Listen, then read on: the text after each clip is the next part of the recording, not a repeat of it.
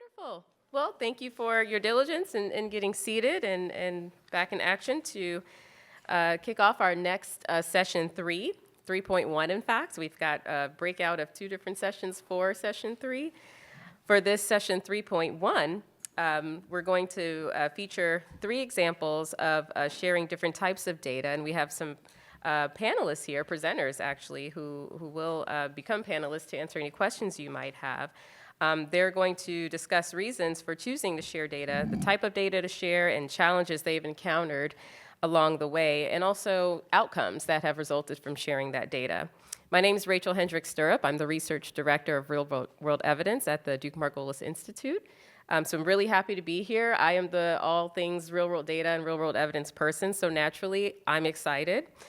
And I am very happy to welcome our 2 participants for this session 3.1.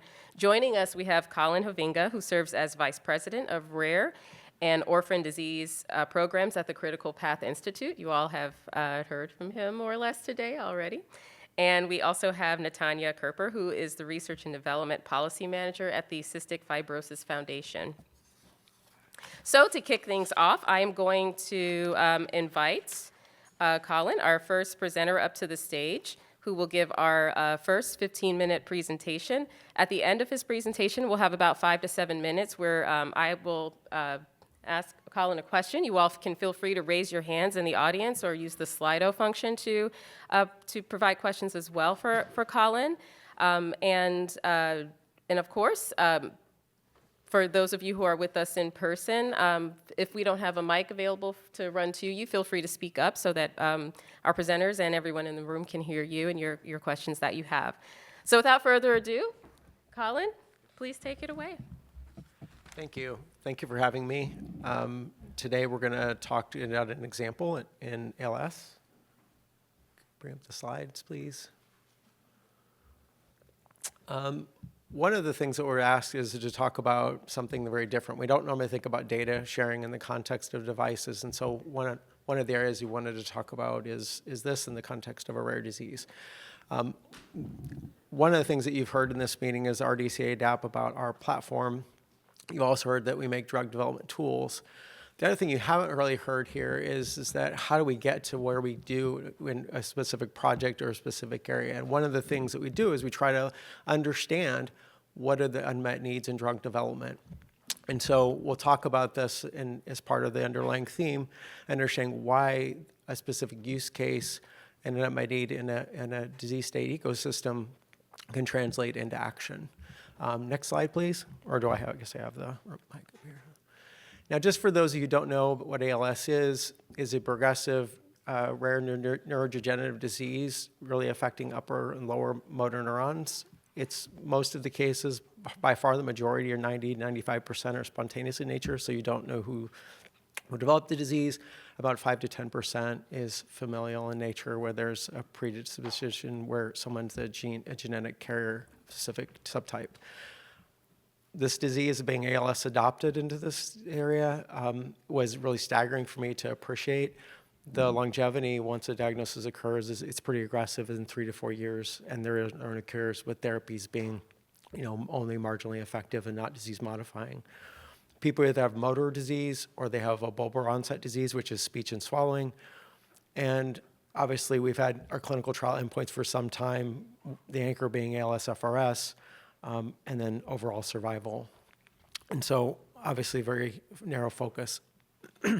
Now, anytime we start an initiative, this was funded under the Act for ALS in partnership with FDA, NIH. And one of the things that we do as we're working into a space is really defining the unmet need. I apologize for the small text, but we go out and we talk to each individual stakeholders to define, okay, what do you need? What do you think is important? And obviously we went out and talked to patient communities. Their voice echoed is we want to be more empowered by assessing our treatments and involved in research studies. However, we're limited with mobility. We want things that are diagnostic in nature, and then we want to have things that help empower us. One of the things that was with researchers and other nonprofits, we're investing in this space. However, there's limited sharing. We don't understand devices necessarily. We understand in the context of natural history studies, we have a few publications, but mostly about feasibility, but we don't know how these things are being used in regulatory decision-making. And so there's lots of investment with unclear return on investment and whatnot. Sponsors, when we spoke with them, is that they understood the value of looking at DHTs. However, most of them, when they were discussing in the context of clinical trials, would say that, oh, it ends up being an exploratory endpoint, so we don't necessarily turn it in for a submission because we don't really know what value it's going to do in regulatory decision making, so it ends up being exploratory. So lots of investment, lots of time, and then lots of things that continue struggles with how it's being used in clinical trials. The other thing we've learned from talking to vendors that were supporting DHTs is that they didn't really own the data, so they had limited ability to share. And so, as you can see, if you look at the first three boxes, there's some problems, right? Now, if you talk to regulators, there's a lot of excitement. They've saw them in more common diseases. They saw things in maybe CHF and Parkinson's. However, not seeing it, they couldn't necessarily inform sponsors of what evidence and how they could be used for evidence. So limited data sharing availability was a huge roadblock from all of the stakeholders in the community. And so obviously a lot of excitement wasn't necessarily turned into things that could be used for regulatory decision making in clinical trials. Now, I'm going to talk about one data set in particular. This represents one. This is the one that's farthest along. It's probably the largest data set we have. We have multiple, and we'll talk about what the value of that is. ALS-TDI was kind enough to share, that's an nonprofit, to share one of their data sets with us, and they have probably one of the largest data sets using actigraphy for clinical trials. As you can see from the summary statistics, there's a good number of patients that have a really prolonged history of monitoring and a progressive disease. Some of them are probably a quarter of what you would say of their lifespan post-diagnosis, so really good assessments. Or 1 month of therapy. So imagine as a patient, if you were to be given for 1 week a month, a sensor that you placed on your 4 limbs, and you do this once a week, a full week, once a month, repetitively for over maybe a year plus for a period of time. So lots of data and whatnot that's being recorded. Now, when we got this data in, one of the things that we had not worked with this data type before. Really complicated, very different from a normal clinical trial or a registry, very complicated, has lots of storage. Once you think of clinical storage data, think of that and think of something that looks more like an omics data set. The identification was really complicated, so when we had to try to identify each of those sensors and all the metadata, it became quite challenging. It took us months to go through and scrub them because even the time locking of the sensor data had to be shifted and aligned to all the different sensor devices that were done. And it was essential to work with the data owner, so we went back to improve the most data quality through a back and forth dialogue with them where we worked through the standardization and gaps and whatnot, so we understood this. One of the things we did was we also requested data from Australia, which was our second hub of data. And so understanding how the international privacy laws were really important to current this is having a space that could be used that would be sensitive to that. And fortunately, our platform is. And then working through a standardization process because there were lots of diversity of devices, placement, and we'll talk about that in subsequent. And adherence, like one of the things we learned as we were looking at the readout from the data is that some of them, the device wasn't being moored properly. And so you could tell that with the technology and based on how it's formed. And adherence. Obviously, if you're wearing 4 sensors out in public, it's probably going to deter it for you to do that for a prolonged period of time. And then adaptation. Because one of the things you'll learn is this funded and moved into another space for us, and that's part of the longitudinal part of the story. One of the things we did was we learned we couldn't just look at the data that we were like normal data, so we had to build visualization tools. So we're in the process of taking our platform and creating interfaces that people can actually visualize this data, almost like you'd say the equivalent of a red cap, like a database shell on top where you can actually look and visualize this data to generate hypothesis and review things.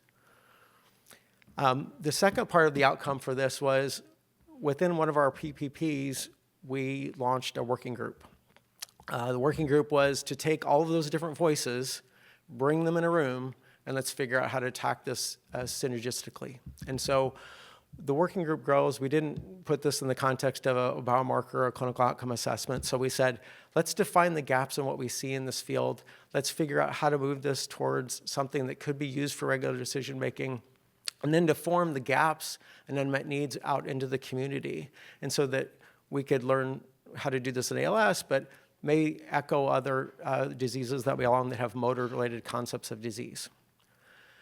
I just want to put this aside. We're not going to go for this for purpose. This was not an easy step. You have a device that can measure lots of things that are important to patients, lots of things that are active, lots of things that are passive, lots of really detailed related concepts, and how to winnow those down in priorities. And so we're in the process of additional work streams where we've actually done some survey work to identify from community members what, like, for example, they prefer passive measures. They don't want to be prescribed measures, but the validation steps may require, some active recording of measurements.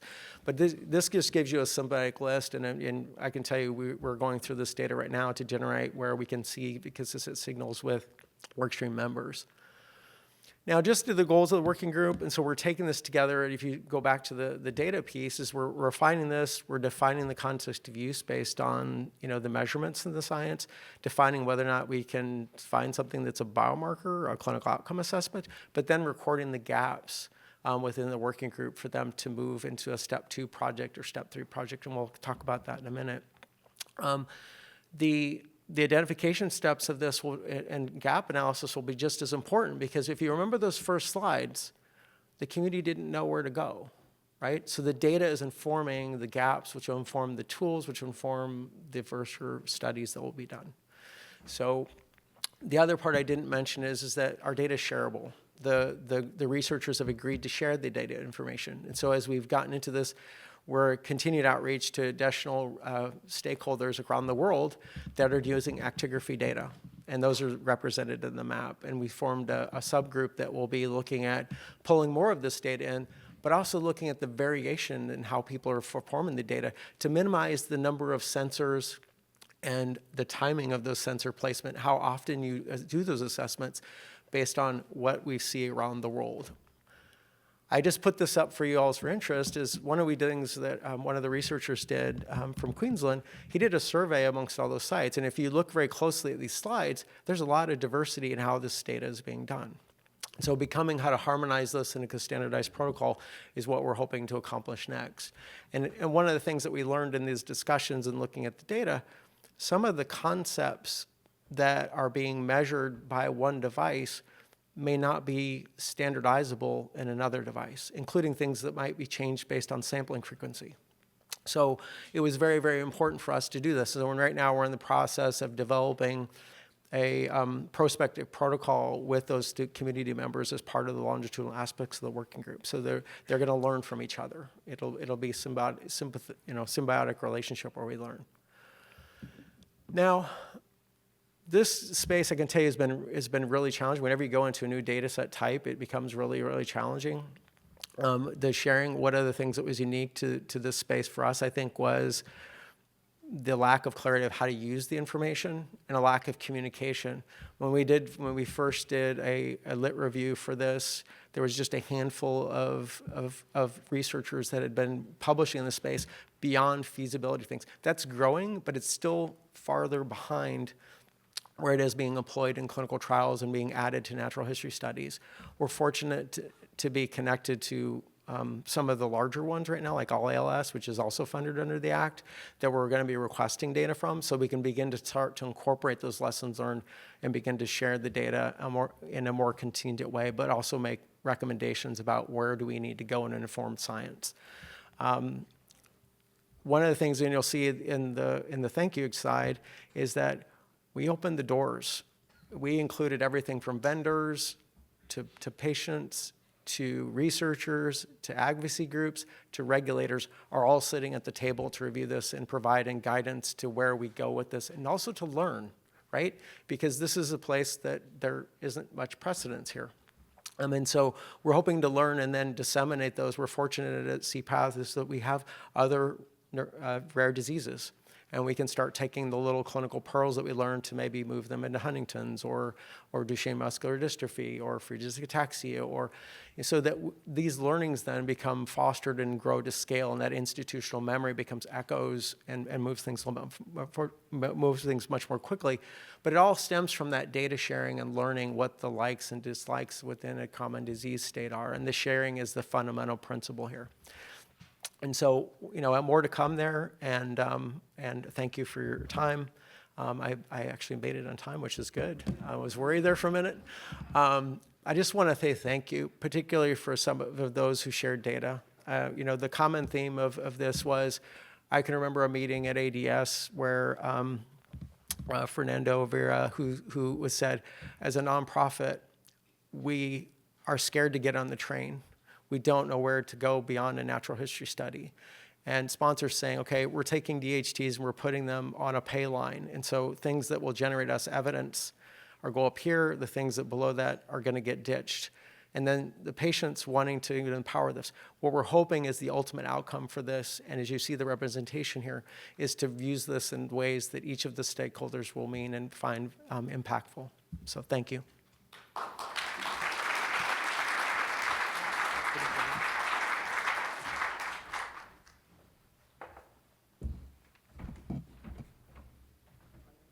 Uh-oh. All right. Can you all hear us okay? Excellent. All right. Great presentation, Collin. I was especially moved by some of the lessons learned that you shared on how digital health technologies can be useful, potentially based on what you've learned in ALS, in the ALS population, how there is potential for other rare disease to be impacted by digital health technology utilization. So can you maybe talk a little bit more, expand a bit more on how digital health data can be useful to support drug development, especially in other rare disease use cases? Well, I think, this is a very hot topic now. I think that it was ignited with the approvals in many rare diseases around biomarkers. And then I think, with Duchenne, for example, with stride velocity, there are lots of, piqued interest in that as things that would inform regulatory decision making. I think and I'll team this back to things that are PPPs, but, one of the things that, that I find value in having these discussions with stakeholders, it informs their value. But I think many of these discussions really need to be had with an end in mind. And I think that the idea of going from a natural history study to something that's useful for regulatory decision making is a very different conversation in looking at how something translates into modeling a disease progression. And so, really using that trial planning and study planning as a way to use something that eventually translate that into that box that the patient community really wanted in this first place. And so hopefully that gives you a good idea of where we're heading. Yes, definitely. And we do have a question from the audience via Slido, and we encourage everyone here, in fact, to answer, or ask, not answer. If there are questions, sure, feel free to answer them too. But you're a great group here. I'm sure you're capable of that. But feel free to ask questions as well for those in the room and online. So our first audience question for you is, digital health data in ALS trials is consistently classified as exploratory, to your point, rather than primary or secondary endpoints. Is the same true for qualitative patient-reported data collected between visits, such as caregiver-observed functional decline and social determinant of health pressures? My answer to that would be it depends. I do know historical precedents where FDA has requested qualitative data be considered or collected from that. But I would say, that's increasingly being recognized as things to meet the totality of evidence, but it's considered on a case-by-case basis. The other thing that I didn't mention in this story was, we're also working on some qualitative projects in parallel that would inform disease-related concepts and doing things that would help inform the measures, both with traditional endpoints, but also with the digital health technologies.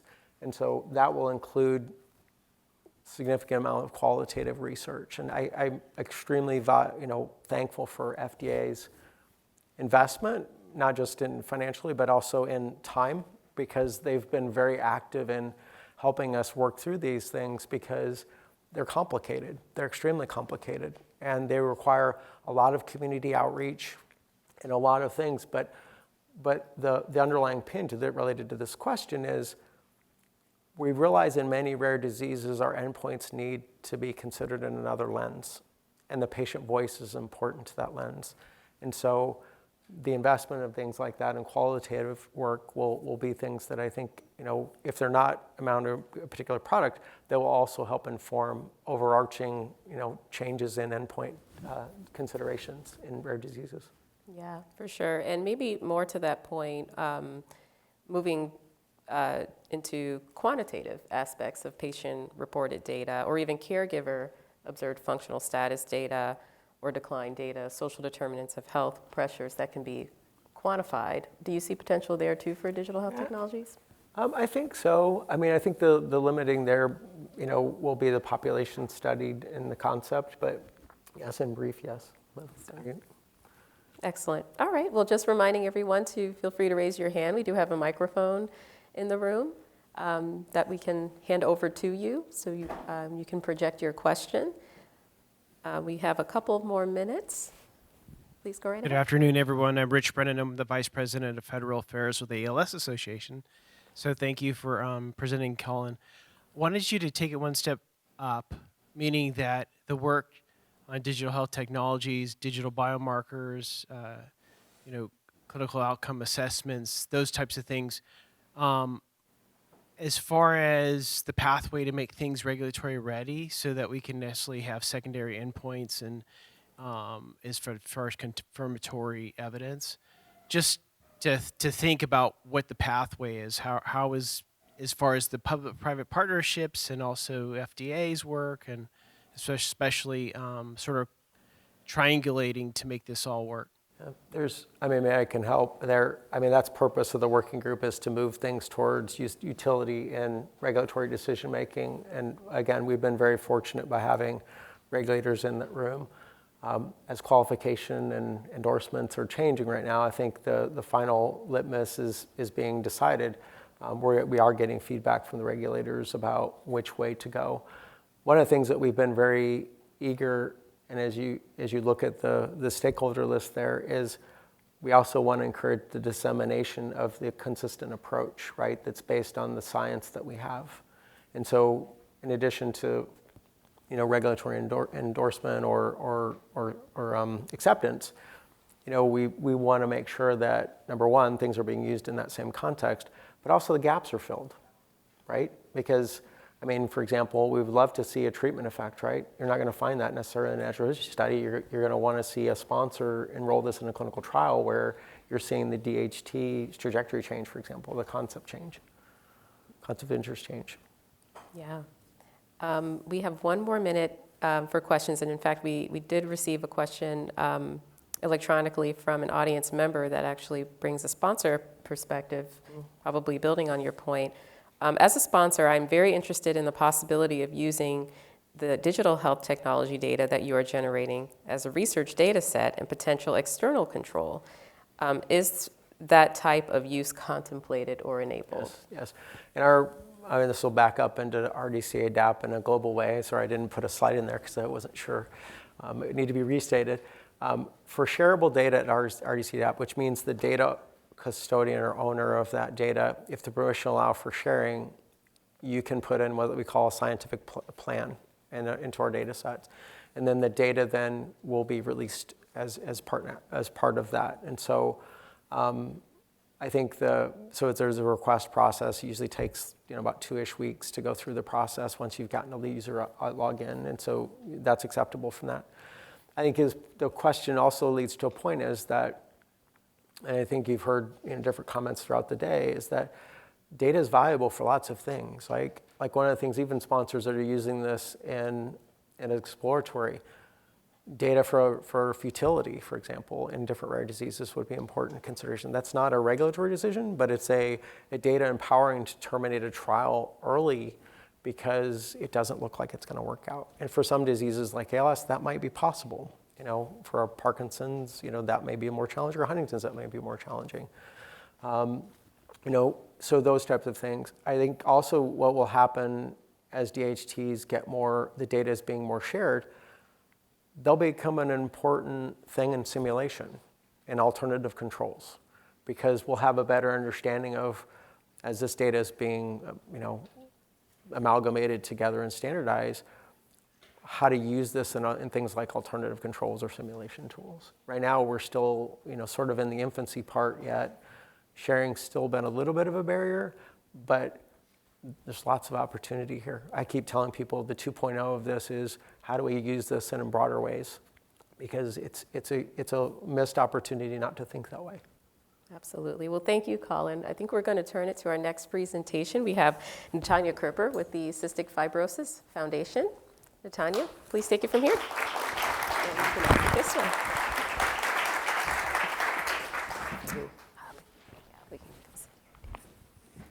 Check and make sure they work.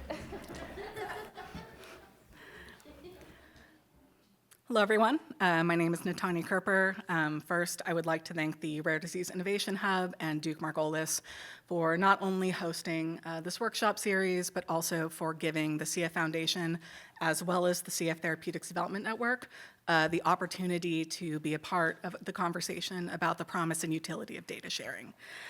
So today, to that end, I will be sharing what is a very much in progress case study as to how we are using data sharing as an avenue to facilitate innovative clinical trial strategies for CF therapeutic development. There are my disclosures. So for a little bit of context about cystic fibrosis, CF is a rare genetic disorder that affects nearly 40,000 adults and children in the United States, caused by genetic variants in the CFTR gene. Though it does affect multiple organ systems, the primary cause of premature mortality is lung function decline resulting from airway infection and inflammation.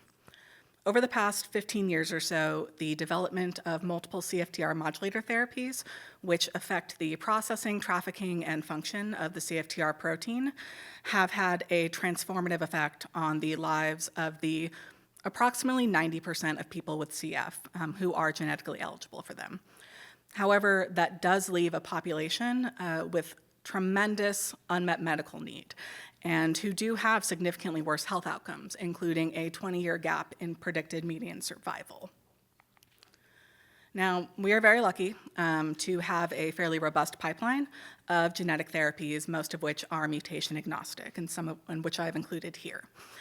However, having a fairly robust pipeline does compound the challenges of working with a small patient population, which is even more apparent when you move past that approximately 90% number and dig into the actual numbers that we are working with practically. Recent analyses of the CF Foundation patient registry indicate that in actuality, there are approximately 1,300 people with CF, adults with CF who are modulator ineligible. And then when you dig into the traditional inclusion-exclusion criteria you would see for this type of trial, you're working with closer to about 850. And to be clear, this is for a mutation-agnostic therapy. Once you are looking at mutation-specific gene editing therapies, for example, these numbers decrease significantly. So with all of that in mind, it has become very clear that the clinical trial strategies, the development strategies we have used in the past for things like modulator therapies are no longer feasible in this population. So the CF Foundation and the CF Therapeutics Development Network are very heavily involved in the research and development process. And part of that is advising sponsors on their clinical trial strategies. So we've been putting a lot of thought into how we can advance multiple CF therapies through the pipeline, all of whom are drawing from the same small patient pool. So as we've been thinking about that, we have come to the conclusion that there may be a case for externally controlled trials in the context of CF therapeutic development for a number of reasons. We have a fairly well-characterized natural history of disease and a well-understood disease progression. As I mentioned, large placebo groups are fairly impractical in this trial setting. we have a relatively minimally effort-independent endpoint that has been validated for traditional approval. And we have benchmarks for approximately the effect size we expect from this product class or these product classes, as well as an understanding of what the natural variation of that endpoint FEV1 is in the population over the course of disease. So the question then becomes, if we as an organization and as a trial network are advocating for this trial strategy, how can we facilitate the adoption of that? And at the heart of an externally controlled trial is, in fact, external controlled data. So the CFF and CFTDN oversee numerous robust sources of potential external controlled data. We have the CF Foundation Patient Registry, which includes decades worth of rich data on various elements, including outcomes, including standard of care, including disease progression, from almost 50,000 people with CF. Additionally, we also have the TDN, or the TDN Data Archive, hosts a number of high-quality, previously completed clinical trial data sets, both from industry and investigator-initiated studies. However, there are some limitations to these. They're useful for certain things, but there are some limitations in terms of their use for externally controlled trials, and that includes the non-contemporaneous nature of much of these data, as well as some variability in terms of the timing and method of data collection. So with that in mind, we moved into thinking about, if we were to design a novel data source for external control data, what would that look like? It would be ideally contemporaneous. You would have rigorous, standardized collection of pre-specified data elements, and it would be designed to meet regulatory requirements for the use of external control data. So those principles were at top of mind when the REACH study was conceptualized and designed. So REACH is an ongoing, fit-for-purpose prospective study that is specifically designed to collect external control data from people with CF who are not being treated with modulators, largely due to genetic ineligibility. And it's being held by the wonderful Deepika Polanini at Washington University in St. Louis. So REACH has a number of different advantages.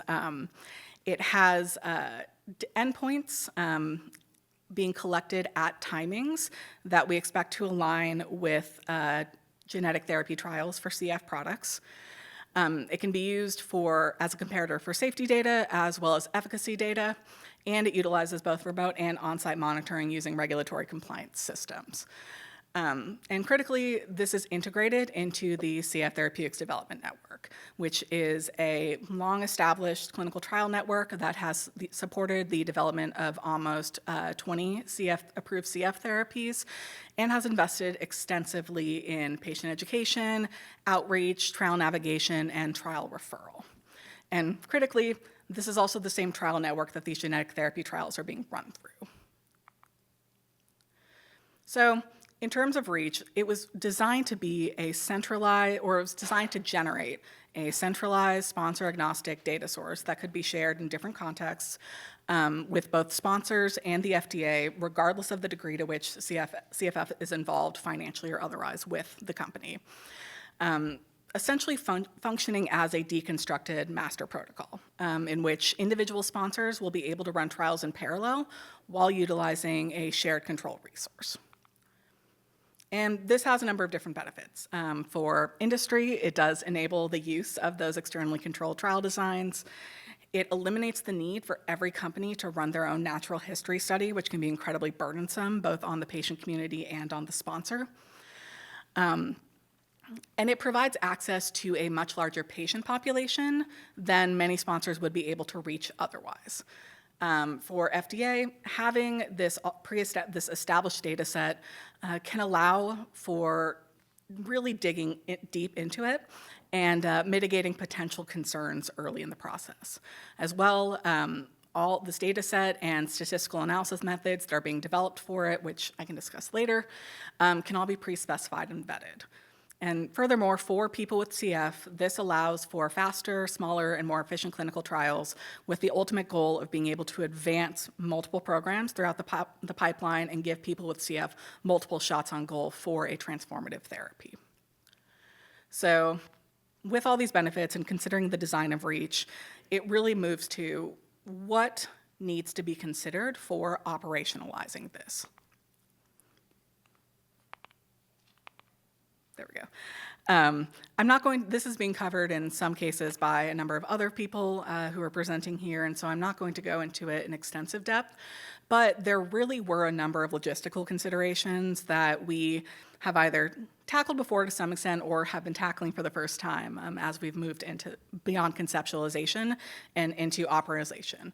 And that includes informed consent, which, as has been discussed before, involves patients needing to give consent to share their data for the commercial development.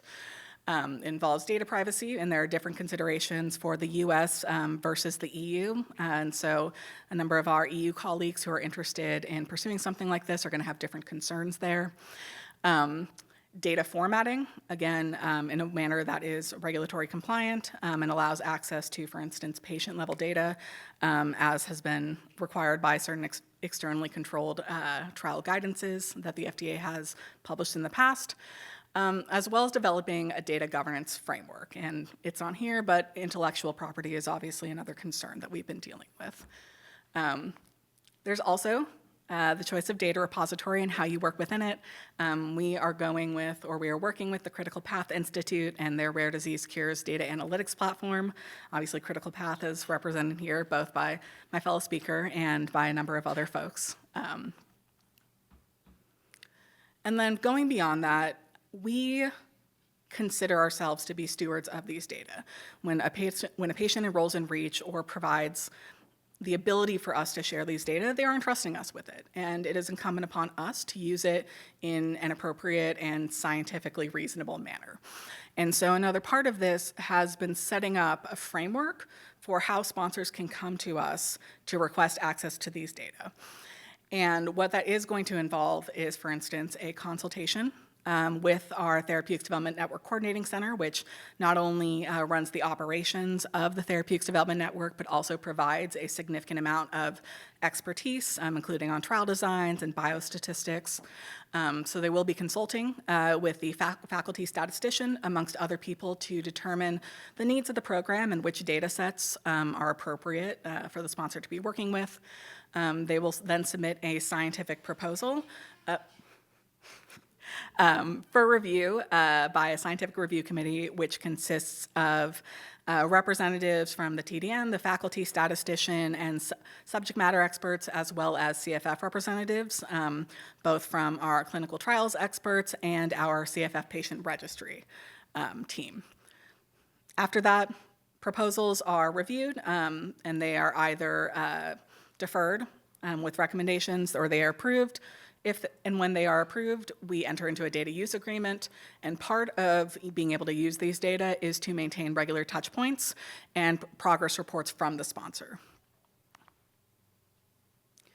So moving away a little bit from REACH as a data source and the actual external controlled data, I think that it's important to touch on another aspect of data sharing that can really help drive rare disease drug development, and that's sharing of information about technologies or methodologies, and that's something that we've also been working on as well. As we have been exploring this externally controlled trial concept, we have come to the conclusion that the most promising candidate under this framework is actually hybrid controlled trials, in which a small placebo group is supplemented by external control data. And we view this as one of the most effective ways to discern a moderate but meaningful treatment effect while still reducing the burden on trial enrollment. So as part of that work, the biostatisticians at the TDN Coordinating Center have put an enormous amount of work into developing statistical analyses methods that can be used both with REACH data and for other hybrid controlled trials. Because there is somewhat of a lack of regulatory precedent for that, both in terms of gene therapy and in terms of the rare disease space. So using a number of key trial factors, a number of Bayesian and frequentist statistical methods have been evaluated. We have identified the most promising candidate method, and we are currently in conversations with both sponsors and the FDA about both these analytical methods as well as the use of REACH data in general as they move into their pivotal trial designs. And I would specifically like to call out and thank the agency for publishing this recent draft guidance on Bayesian methodology in clinical trials of drugs and biological products, because it does address that concept, and so that is going to be helpful as we move forward. So to close this out, I do want to share some additional efforts that we've been working on in order to use data sharing to facilitate the advancement of CF therapeutics. So something else that we're intending to use REACH for is the exploration of novel endpoints through sub-studies that are being run through REACH. We are looking at methods to responsibly and appropriately be able to share out negative data and safety data from different programs, as well as how we can establish these non-competitive or pre-competitive spaces for different stakeholders in the CF space to come together and work through some of these challenges. Some requests, perhaps, of the agency, who have already been very, very helpful for us as we move forward, is a barrier that we have come up against slightly is the fact that we are working within a process, a drug development process that isn't necessarily built for patient groups to take a larger technical and scientific role. And the Rare Disease Innovation Hub has already been critical for this, but if the agency can perhaps look into building out more opportunities for patient groups to come in and to do more work validating methodologies or data sets, kind of kicking the tires in contexts where we don't have to go with a sponsor. And additionally, exploring mechanisms for incentivizing data sharing on the regulatory side, which obviously does come with a lot of challenges, Though, to close this out, secondarily, to close this out for real, as has been a theme throughout these workshops, this one and previous ones, we are very lucky, CFF is very lucky to have access to the resources and infrastructure that we do. However, we are still a patient group, and that is part of a much larger ecosystem for drug development. And there is a limitation to how much us or any other patient organization can affect change without other stakeholders meeting us there. And so for that reason, sentiment I've heard a lot in this context and others is a rising tide lifts all boats. And so for the sake of the patients who are still waiting for their transformative therapies, we do urge industry regulators and others who are involved in this space to take that to heart and to really engage in these efforts with us. So, thank you.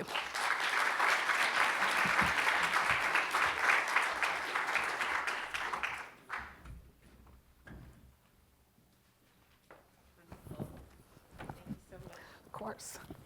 What a great presentation. Now, I have an opening question for you, and we do have one question from the audience, in fact, so I think I'll just take it from there. So the FDA recently released their plausible mechanism pathway proposed guidance, so to speak.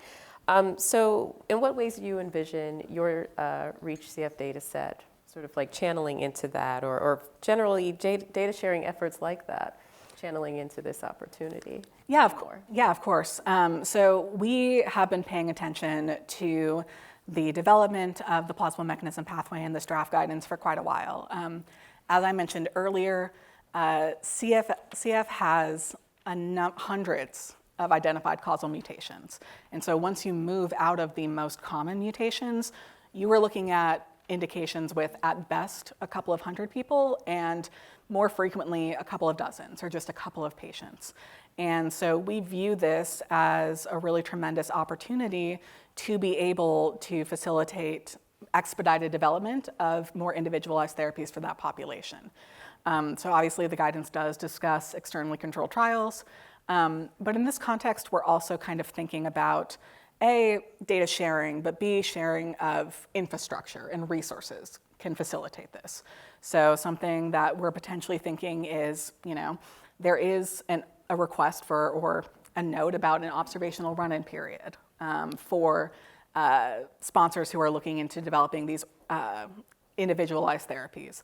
And so is there a possibility that if a person with CF is enrolled in REACH and we have 6 months, 12 months worth of run-in data, and they agree to link that into their trial, they disenroll to join a genetic therapy trial or to join a gene editing trial, could REACH essentially be used as a source of some of these run-in data? There's also a question of, or one of the thinking is, I think we've talked a lot about pre-approval uses for data sharing and resource sharing, but what about post-approval? If we're looking into, and if other disease groups are looking into setting up these natural history studies and these data resources, can they also be used for things such as long-term follow-up requirements for any gene therapy product, but particularly in the context of product development through the plausible mechanism framework? So can they be utilized for that? Can it be utilized for, again, the assessment of long-term clinical efficacy, both for this framework as well as for payers? There hasn't really been a lot of conversation about payers, but they are going to be looking for those data that do indicate long-term efficacy. So those are kind of some of the things that we've been thinking about, and I think that that's also worth thinking about in the context of the conversation about incentivization. How do you incentivize sponsors to be sharing data and to be using these shared resources and working together? Again, building both a pre-approval registry as well as a long-term follow-up registry is massively resource intensive. And so if you build a system and invite sponsors to participate in it, perhaps there are conditions, where you can be sharing out data, for instance, safety data or adverse event data that you see from these products. Mm-hmm. So I think that was a very long answer for. That was very insightful. No, we like long answers to complex questions. It gives us all something to think about. And we do have one question from the audience that I'd like to ask you before we move into our break. For rare diseases without a sort of dedicated foundation, yeah, how do you see AI or multi-source data architectures filling necessary roles, especially in preserving the qualitative patient or patient caregiver context that seems to get lost sometimes across registries that are used? Yeah, I will admit AI is something that we've steered a little clear from incorporating thus far. But I do think that there is a role for that as we especially when, like you said, we don't have these dedicated, we don't have a dedicated registry or dedicated clinical trials team. Mm-hmm. I think that there is a role to be used for there. I think that again, there are perhaps some concerns about privacy. There are concerns about maintaining certain aspects of the data. But yeah, on that one, I think we need to think about it more. Absolutely. Yeah, well, thank you so much. Thank you to both you and Collin for this excellent set of presentations. We are going to move into our break. We will reconvene back in this room at 1:40 and back online at 1:40.